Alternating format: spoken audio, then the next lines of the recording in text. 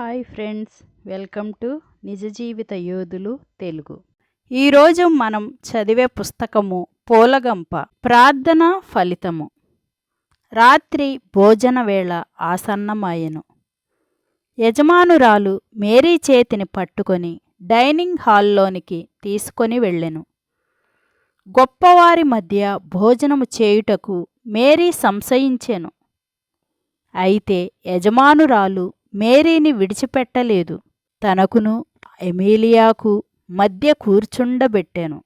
ఒకే రోజున కలిగిన మార్పులను బట్టి మేరీ విస్మయము చెందెను. ఆ రోజు పగలంతా ఎంతో కష్టపడి పొలములో పనిచేసెను.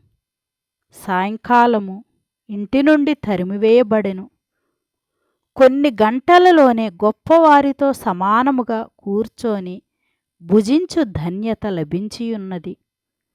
ప్రభువు దయచేసిన ఈ మార్పు కొరకు మౌనముగా ఆయనను స్తుతించెను మేరీ. విందులో ఆంటోనీ కూడా పాల్గొనెను. హెచ్చింపబడిన మేరీని గూర్చి మరింతగా ఆనందించెను. అదే సమయములో స్నేహితుడైన జేమ్స్ మరణము అతనిని కృంగచేసెను. జేమ్స్ ఇప్పుడు ఉండి ఉంటే ఎంతగానో సంతోషించేవాడు అని చెప్పెను ఆంటోనీ. అప్పుడు పాస్టరు, అవును, ఆయన నిశ్చయముగా సంతోషించేవాడని నేనెరుగుదును. దానికి మరో కారణము కూడా కలదు. ఆయన మరణావ్యవస్థలో నుండగా నేను ఆయనను తరచుగా కలిసేవాడను. ఒకరోజు ఆయన చాలా సంతోషముగా కనబడెను.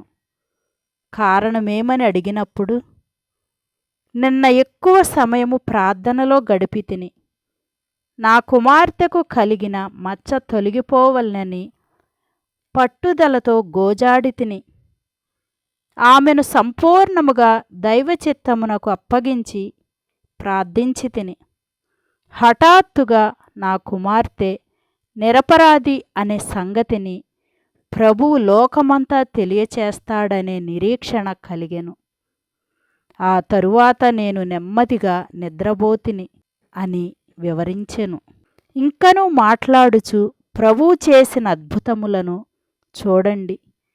జేమ్స్ ప్రార్థించిన ఆ రాత్రియే మీ ఊరిలో తుఫాను వచ్చెను. మరుసటి ఉదయము చెట్లు నరకబడెను. ఉంగరము దొరికెను.